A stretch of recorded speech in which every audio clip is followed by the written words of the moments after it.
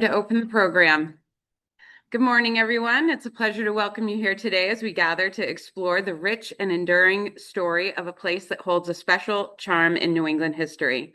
This morning's program, Historic Old Osterville, invites us to step back in time and see beyond the familiar streets and shoreline into the lives, events, and traditions that shaped this remarkable village. We're fortunate to have with us local historian Paul Chesbro, whose deep knowledge and passion for Osterville's past bring history vividly to life. Through his work, we're reminded that history isn't just about dates and buildings, it's about people, community, and the layers of stories that continue to influence who we are today. Please join me in welcoming Paul Chesbro as he takes us on a journey into historic old Osterville.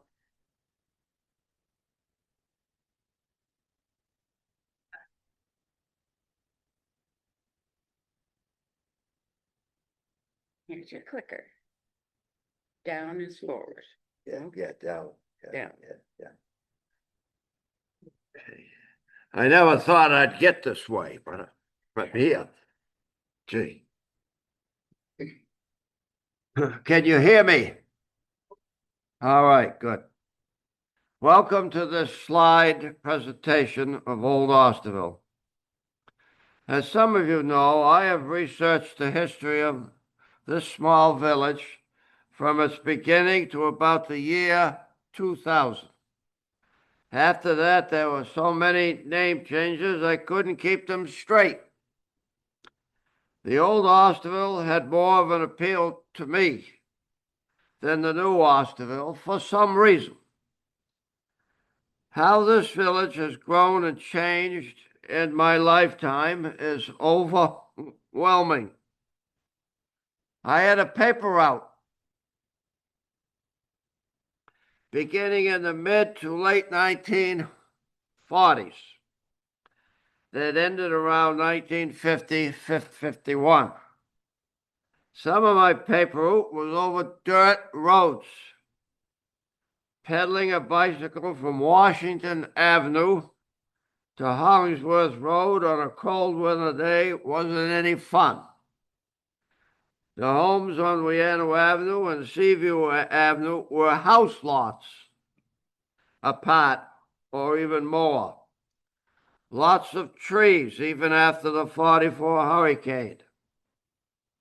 And of course, downtown has changed with its many new shops or stores. Some last for a while, then vanish, so it seems.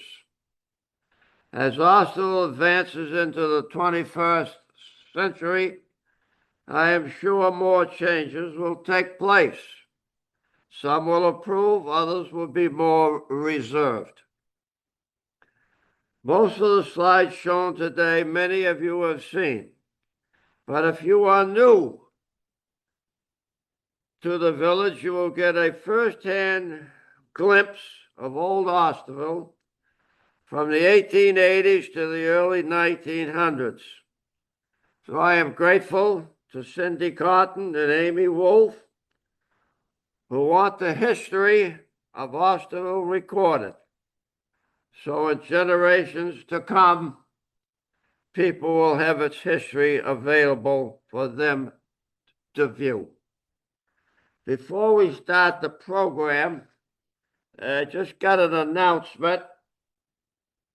And on the 22nd, is it the 22nd of May, Mr. Crosby, who is here, will give a history of the Centerville, Osterville, and eventually Masters Mills Fire Department. If there's anybody here in the village that knows about the fire department, it's him. So I'm sure there'll be a brochure. May 22nd, Osterville Fire Department history. Now, the other thing I want to point out before we start is down here in front. Now, this might not mean, I know you can't see all of it, but I'll give you a little story about this. Back in 1869, A young boy was born here, a young baby in Osterville by the name of Crocker, Otis Crocker. I knew Otis. And Otis was no different than any other child. Went to school, went to first grade. When he was in the second grade, he came down with scarlet fever. And after months of recuperation, he became, and this is not a nice expression, but that's what they used years ago, he became what they call deaf and dumb. Well, he wasn't dumb, but he was deaf and he couldn't talk. Well, the Crockers were poor people. And he was the oldest, and they had two additional boys and two additional girls. Eventually, after he was 20-something years old, enough funds were raised by having entertainment here in the village to send him to the Hartford School for the impaired or for people who couldn't hear and talk, to learn the sign language. About a year ago, I wrote to the Hartford School. I got their address from the library, and they sent me these, which you can look at afterwards. They sent me these 4 photographs, and it shows Otis. He liked to play baseball, and these little markers indicate him. These pictures quite interesting. Here he is. He's an adult. He's in his 20s, and he's going to school with a little group of kids. So he's 20-something years old, and these children here are probably 7, 8, 9, 10 years old. How he ever got down there to Hartford, I have no idea. Whether he went by horse and buggy, or somebody came and got him, put him on a train. I couldn't talk, couldn't hear. I don't know, but it's a very interesting story. It's all written up. So I just thought you might like to, if after the program's over, if you want to pick them up and look at it, that's fine. All right, Amy. This is all being recorded, am I right? Everything okay? All right. This won't take long because I'm getting old. Yeah. All right. If you live in Centerville and you come over to Osterville and cross that little causeway right over there, you go up there. This is Bumps River.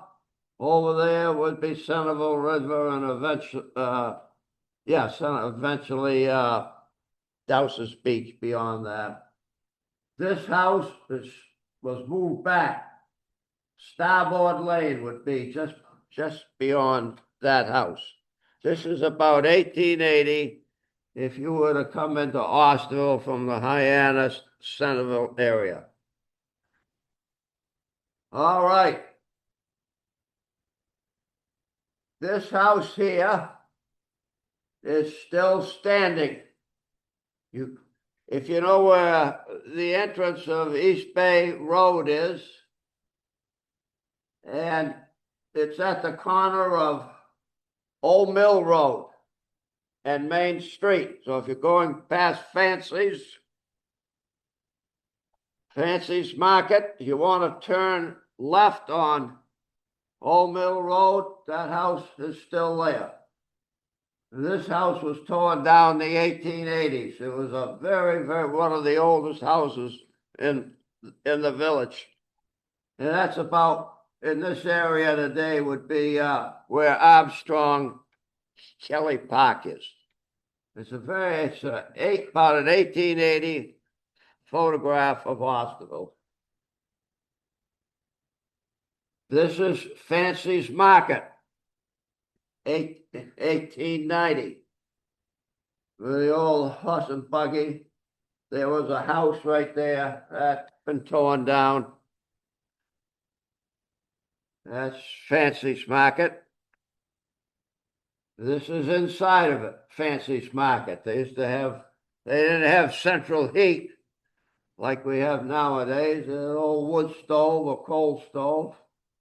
And these are the many items they had for sale. That's inside of Fancy's Market. This is old Mr. Parker. He was one of the owners at one time. If you know Carl Riddell here in the village, who owns Riddell Plumbing and Heating, this is his great-grandfather on his mother's side. And he was a town clerk for a good many years. That's taken right down in the vicinity of Fancy's Market. There were no Mercedes or Lexus or that stuff. That was your main means of transportation, right there. 1890.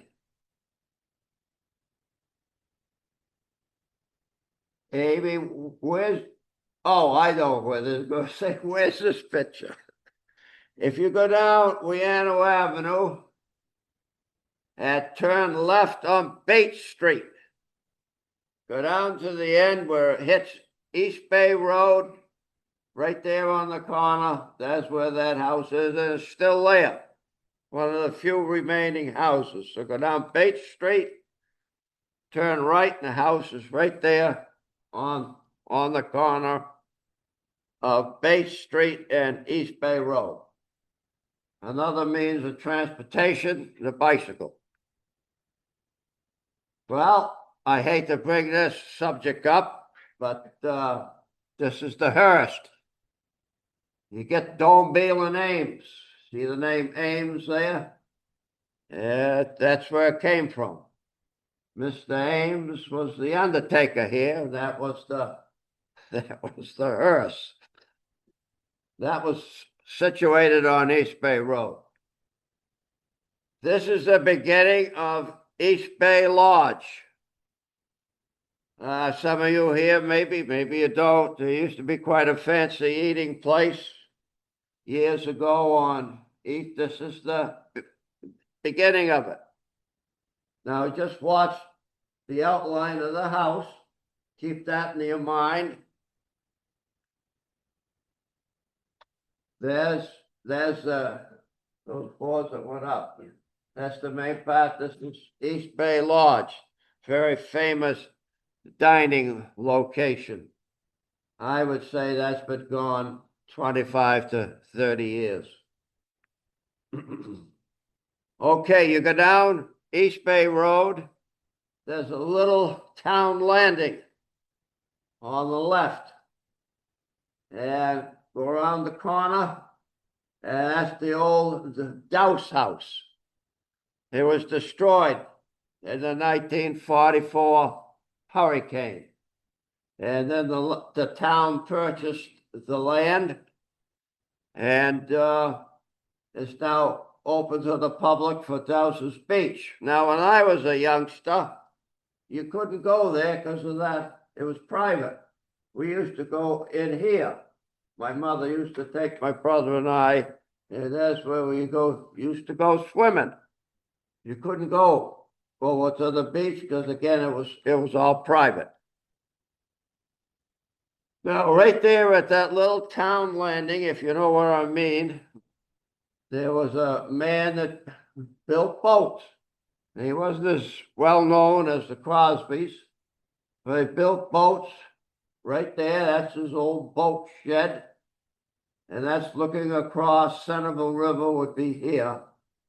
That would be right at that corner on East Bay Road.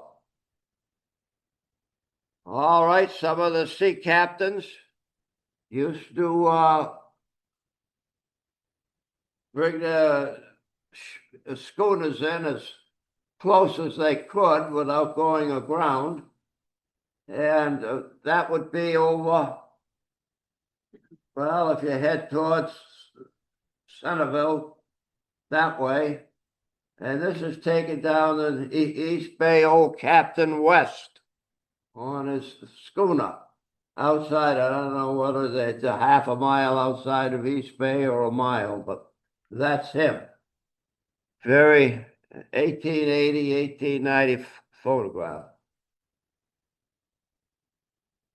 Now, where am I, Amy?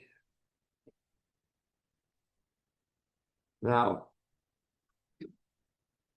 where'd she go? She disappear?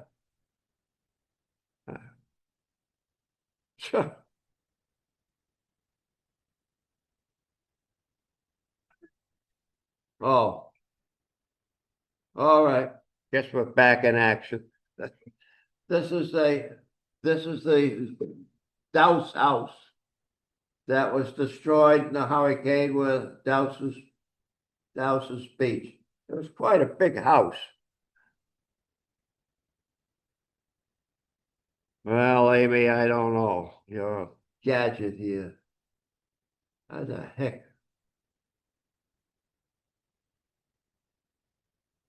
Well, I'm not an authority on this. You better go get her. I'm sorry about the delay.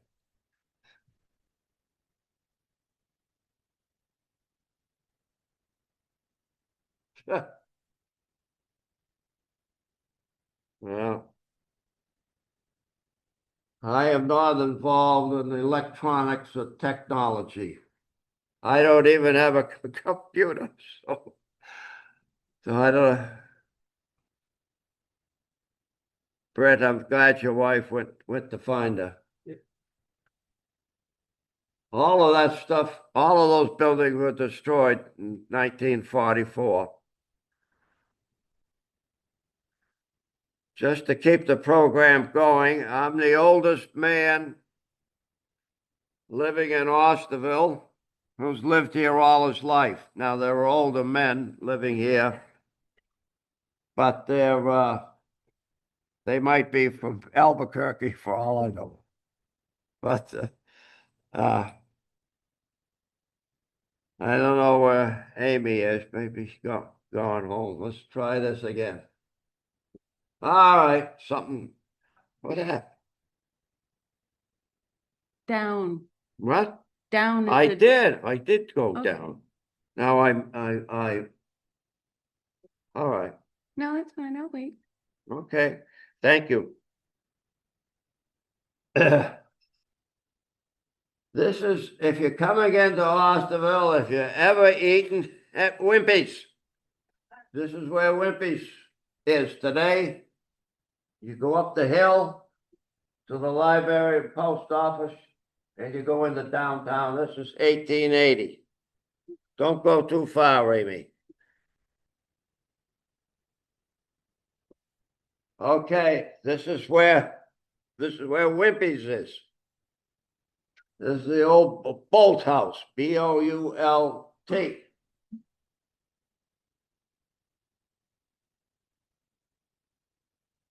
This is the old, if you know where the Veterans Hall is, or the Union Hall, Veterans Hall, this is the old hall.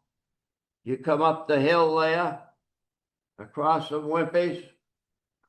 There used to be a combination church and school. And it was replaced in 1898. Right across the street here at this intersection is Citizens Bank. That's where that house used to be. Now, if you go down Lovell Road over here, the house was moved and is down there on the left-hand side. Oh, a little bit beyond that new parking lot that has been put in there by the town. But that house was right across the Citizens Bank, and that's the old part of it right there. It was a very old house. And if you have one of my books, which I don't have because I sold out, all these people have been identified. Now, this is the same corner. That house would be over here. This is Wianno Avenue. The intersection here, post office would be over there. There's a load of hay. There it is again. That load of hay was right about there. There's that house right there, the old wagon. That's before they had hard top roads. Now, this is the old Hallett house. I think Mr. Crosby might mention this in one of his fires, in his talk. Mr. Hallett was a Revolutionary War man, and he had 12 daughters and one son. And as each daughter was born, he had to add on to the house. Oh, he got all these little. And in 1900 or 1901, the house caught on fire. And I can imagine all the old oil paint and varnish that went up in a hurry. That's old Mr. Hallett. That's my phone. I should have forgot I had it. All right. Let it ring. That's old Mr. Hallett. He served the American Revolutionary War. And Gail Nightingale, who owns the Daniel block up here, would be like a eighth generation granddaughter. Some of you might know who Gail Nightingale is. But she's about the only one here in the village that would be a direct descendant of this man. Okay, again, you're down by where Wimpy's was. That house is still there. And about that house way, way off is where the library would be. This would be where the post office parking lot is. Right, that's where that picture was. Okay, this is where the present library is, right here. This house was moved. I can remember it being moved years ago. It's on First Avenue. It's way in back. And there was the old Crocker, one of the old Crocker houses. I used to know this fellow right here, Milton Crocker. That's where this present library is. All right, this is downtown Osterville. That's the school. It's called Dry Swamp Academy. That building is now a church office. Baptist Church is over there, and this is Crocker's store. That's the intersection of, this is Wianno Avenue, Main Street, about 1880, downtown Osterville. All right. This is the school called Dry Swamp Academy. My grandfather Crocker and my mother went there. The church, this is coming up the hill. There's a gas station there now, Dunkin' Donuts, right? This is Tower Hill Road, going right up there. There's another, this is Wianno Avenue. Wianno Avenue went this far back in the 1860s, 1870s. This here little wagon here, you can't read it, but I can read what it says. It's what they called a daguerreotype. That's an old type of photography. It was a daguerreotype studio. I suppose you got in there somehow, had your pet picture taken. Some of you might know what a daguerreotype picture is. They came out before tintypes. That's Wianno Avenue. Right here is a little circle, right in the center of Oslo. This is a very old photograph of downtown. This is 1890. This is Crocker's store, Wianno Avenue, going down towards Centerville, down that way. Dunkin' Donuts and the gas station be on the left. That's Crocker's store. I remember the store, but when I remember it had been added onto, that's another fire. I think it was 1953 or 54. It caught on fire and went up in a hurry. This is the Daniel block. If you go uptown here, with that, right in the center of the village, and that's the Daniel block. Pocket full of posies. The package store, barber shop would be over in here. That's some of the buildings. It was all what do I want to say?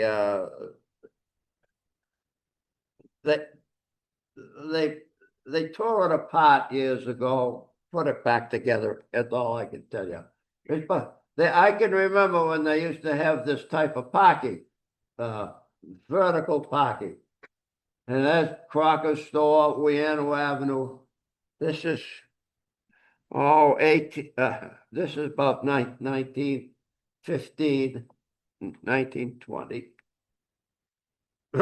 There's a Daniel block. You can see it in back. This is the flag raising for World War I. You can see some of the soldier boys right here. And that flagpole would be about where the people sit. If you're looking at the Baptist church of downtown, there's a little area of that great big tree. That's called a plane tree.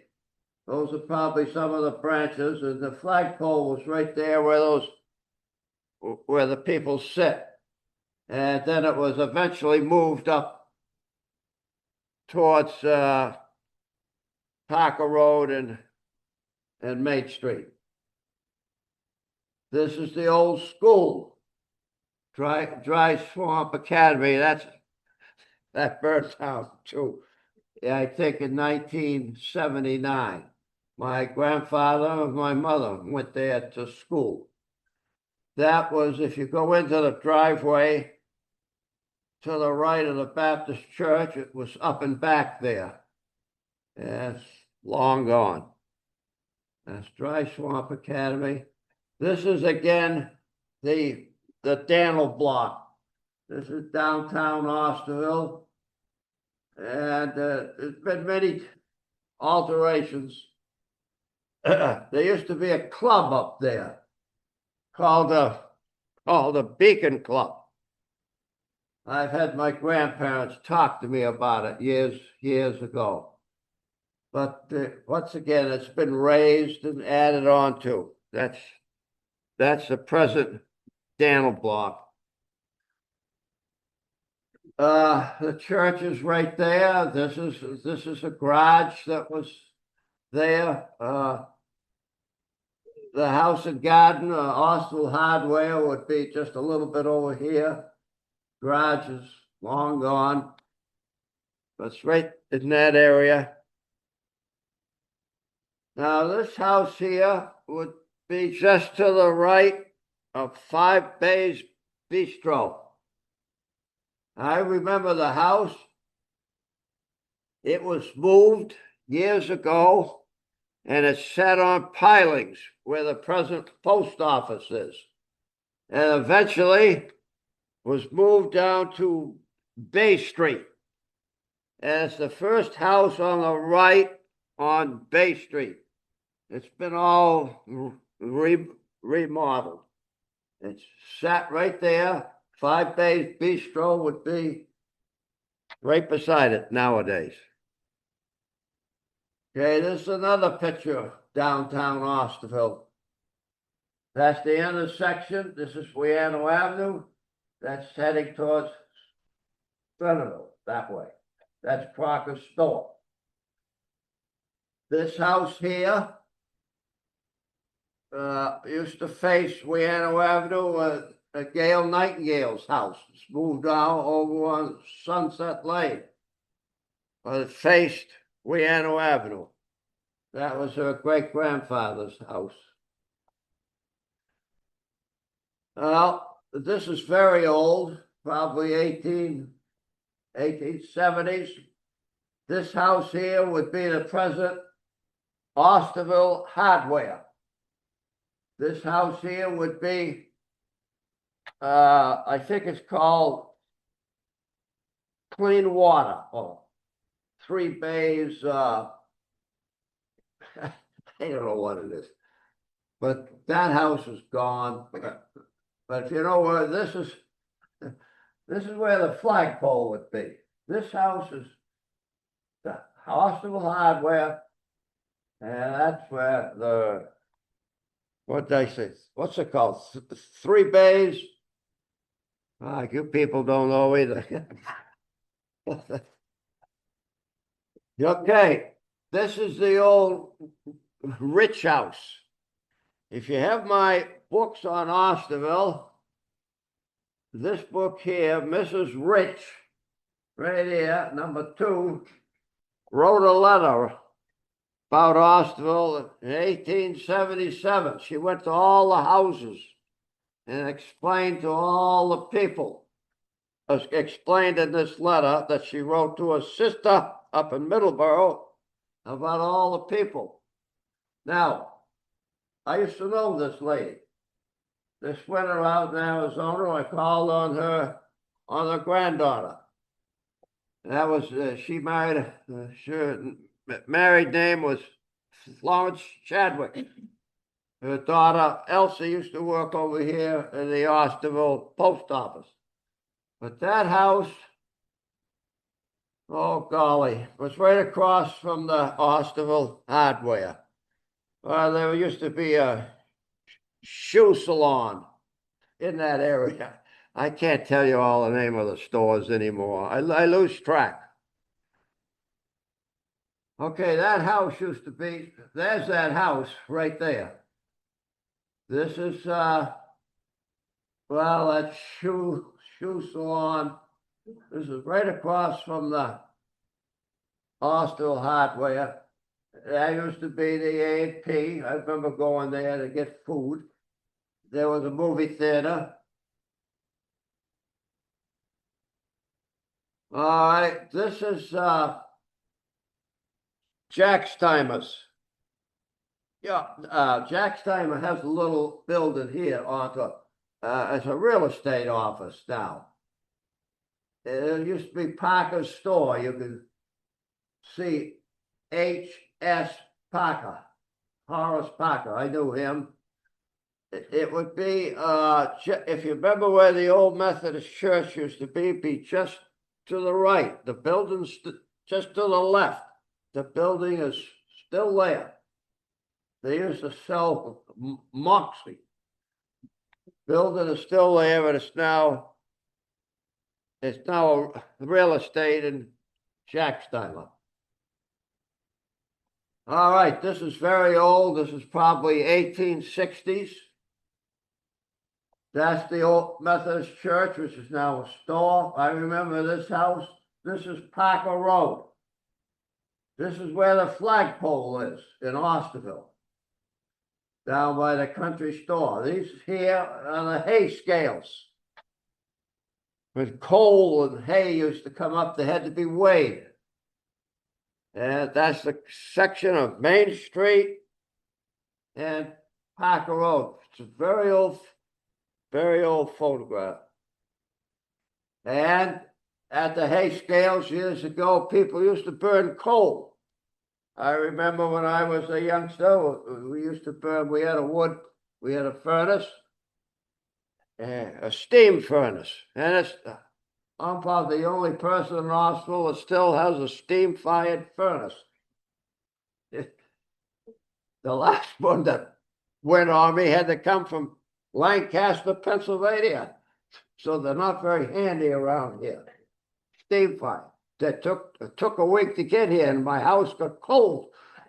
It's in the wintertime. So these are old coal trucks.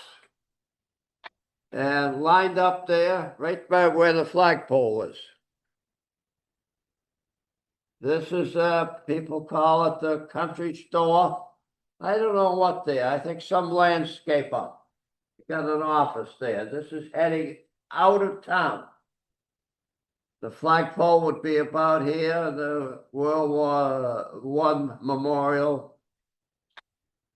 And Bay Street would be down that way.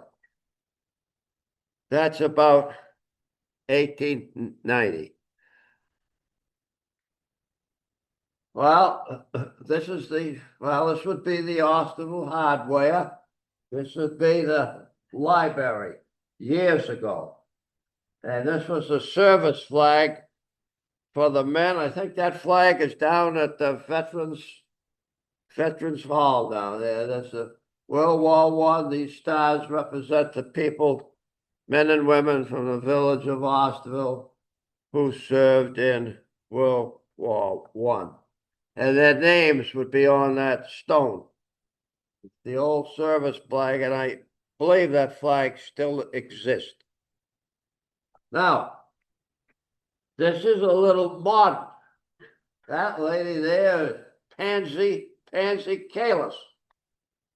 Her folks used to run that country store, and that house is still there. It's got a white plastic fence in front of it as you head out. I don't know who owns it. I remember this house. A couple of years ago, there was a bicycle shop in there. And McCartan had a real estate office in there. Now, one of these gadgets here used to be down here at the corner of West Bay Road and Parker Road. I remember it, but I never found a photograph of it. So this very same thing down here where the Historical Society is, there was the same thing. And that picture there is probably, 1924, 25 in that area.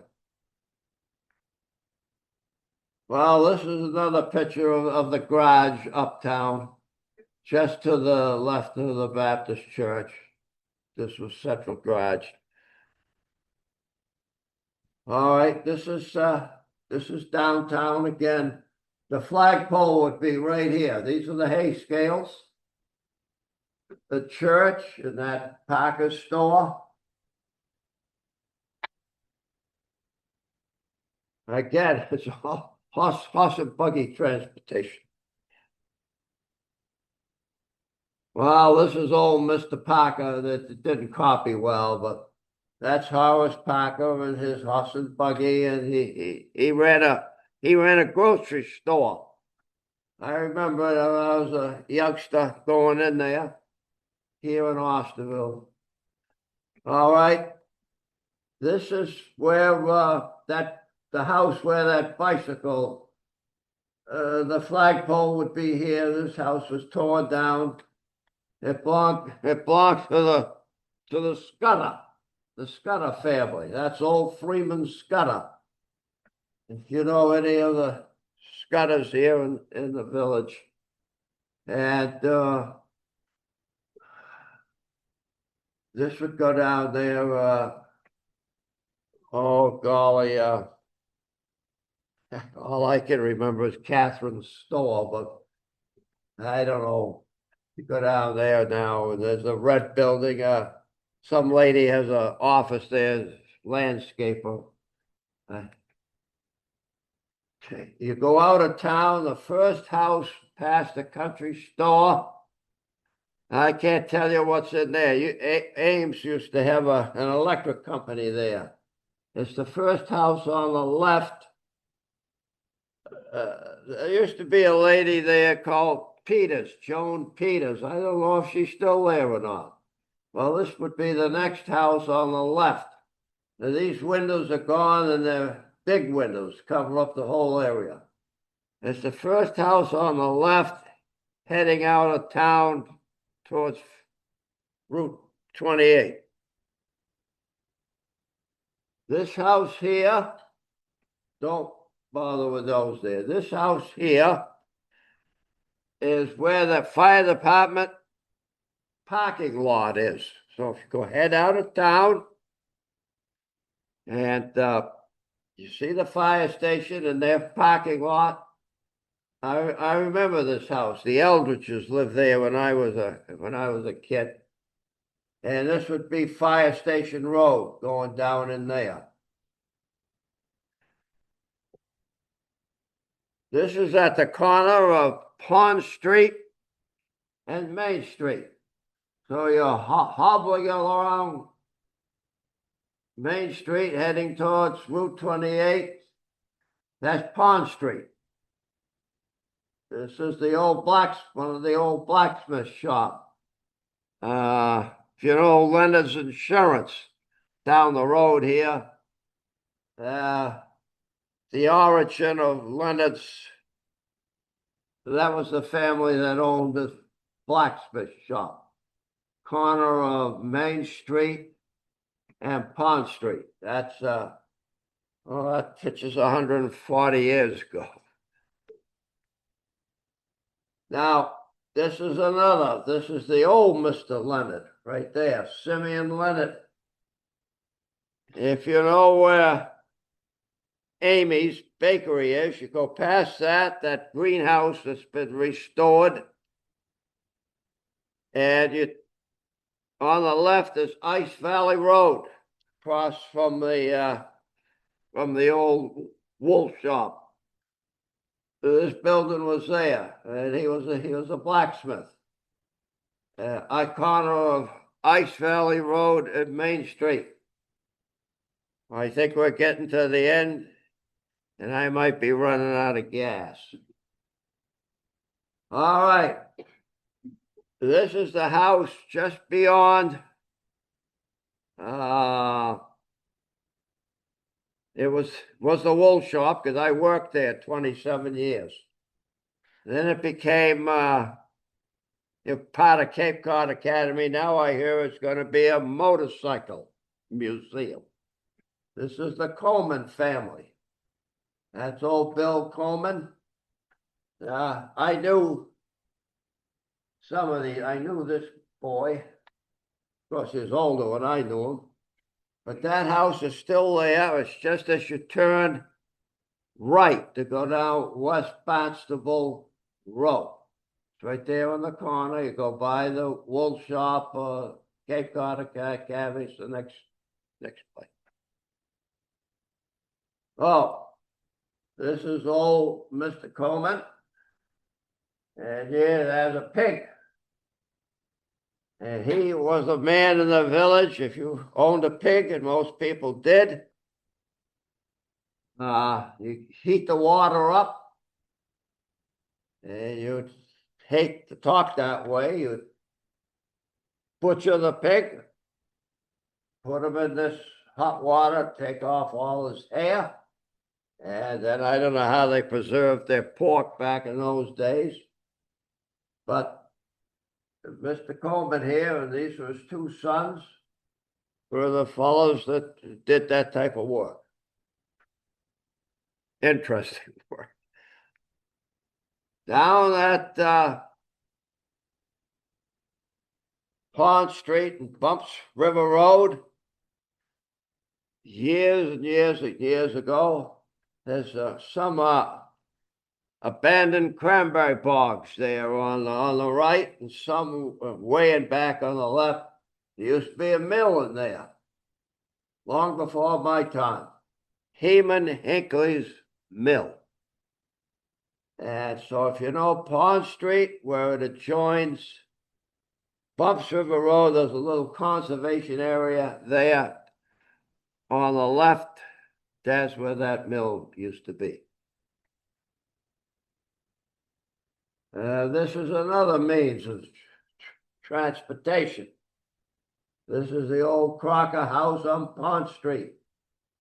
That's how that was their main means of transportation. years ago. In fact, this Otis Crocker that I talked about, that's his father, Clarendon Crocker. We're getting up. We got more than I thought. Now we're back in the center. This is Bay Street.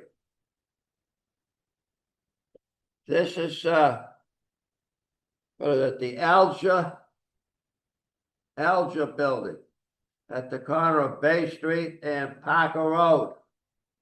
That was another little store where you could buy. I don't remember that. That's long gone in my time. This is about 1885, 1890. Bay Street and Parker Road. You go way down the end of Bay Street on the left. It's all been torn. So a lot of houses down there now. It looks like a compound. That's the old Oliver Hinckley house. And the Daniel family. Kathy Daniel works up here. Or Kathy Wright.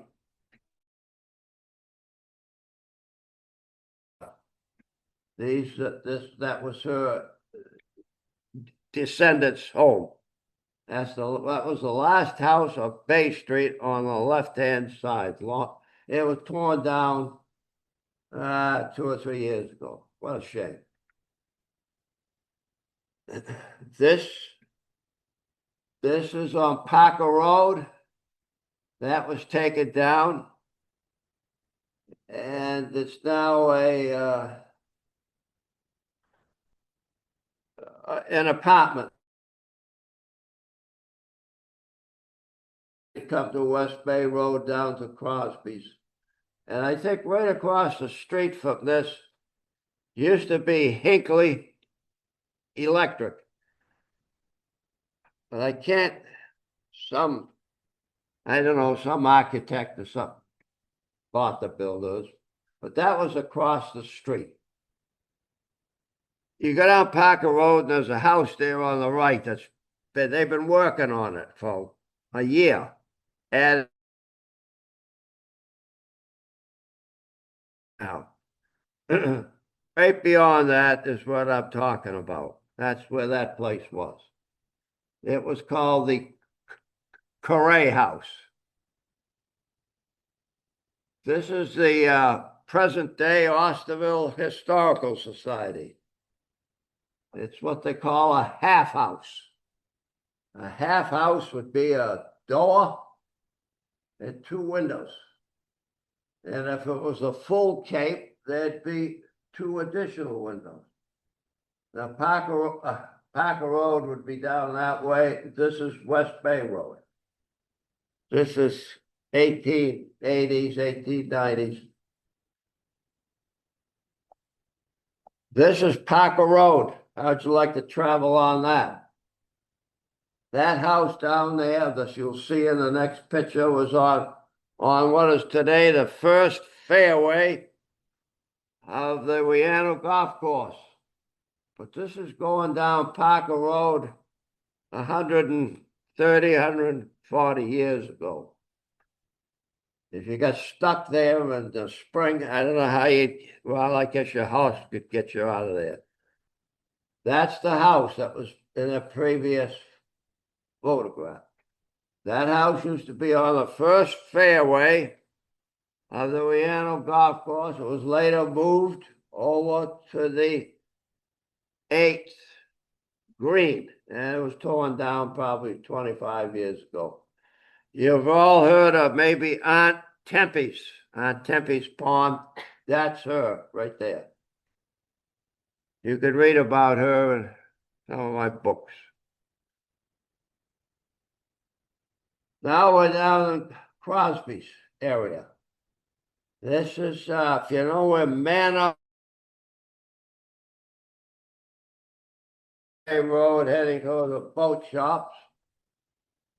This used to be an old Cape Cod house, but it's been added on to. by Horace Crosby and his wife Lucy. They took in boarders. It was originally, I presume, an old Cape Cod house, and it became the Crosby House, later known as Osterville Manor. And that was torn down, well, gee, 30, 40 years ago. And their sons, Worthington Crosby and Horace Crosby, were born in this house, and they were the original catboat people that designed the catboat. This is the boat yard, 1890s, 1880s, 1890s. This is the boat yard. If you went to the bridge going over to Oyster Harbors and looked across, that's what it looked like years ago, long before my time. There's a group of them.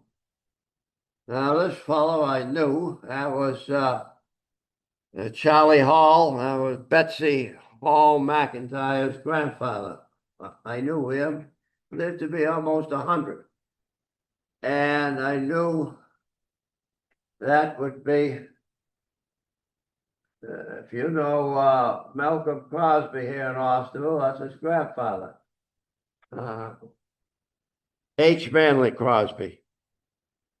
And to Britt here, it'd be his great-grandfather, perhaps. I can't keep them straight. This is the bridge. If you want to go over to Little Island, Oyster Harbors years ago, this is looking back towards Osterville. Oyster Harbors would be this way. It was a wooden bridge. Now, I don't remember that before my time. And if you wanted to get ice here in Osterville years ago, they had the Osterville ice. And we're about done. Osterville also had a band years ago. And I'm proud to say this was my grandfather on my mother's side, right there. And I noticed, I don't know where his cornet or trumpet is, but it's still owned by members of the family. And I knew a few of those men, but I didn't know many of them. This is old Mr. Hallett. If some of you know David Hallett here in Osterville, he's just donated a lovely painting of a boat or the schooner. You can see it in the reading room. It's above the fireplace. And this particular man was David Hallett's grandfather. He didn't know him, but I did. I used to go with my mother, visit the Halletts, and he used to pick my brother and me up, rock us in a rocket chair in his lap. And that painting that's been given to the library, he wasn't the captain, but he served on it as one of the members of that particular boat. It's a lovely painting, 1870s, 1880s. It's been presented to the library. That's the end of the program. So I don't even know what time it is. What time is it? Is it 12 o'clock? Huh? About an hour. Did I bore you to death? No. All right.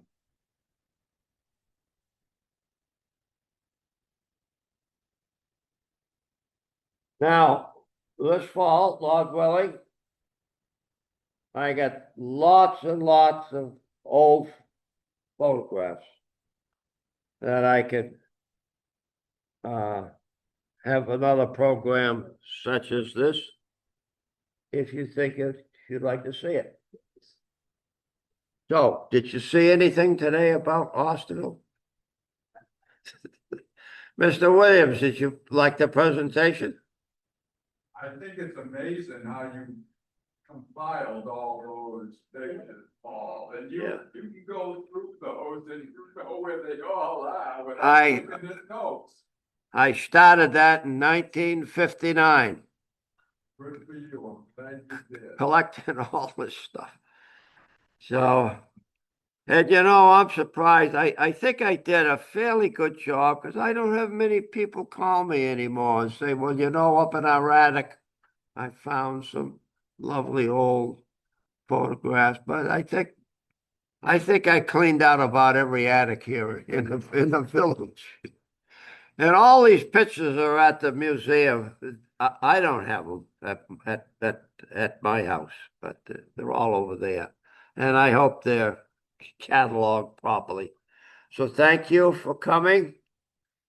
Liz, can you hear me? Thank you for coming. Nice to see you. I saw the fox this morning. The fox I saw is getting old. He's got gray hair. All right. Thank you for coming. All right.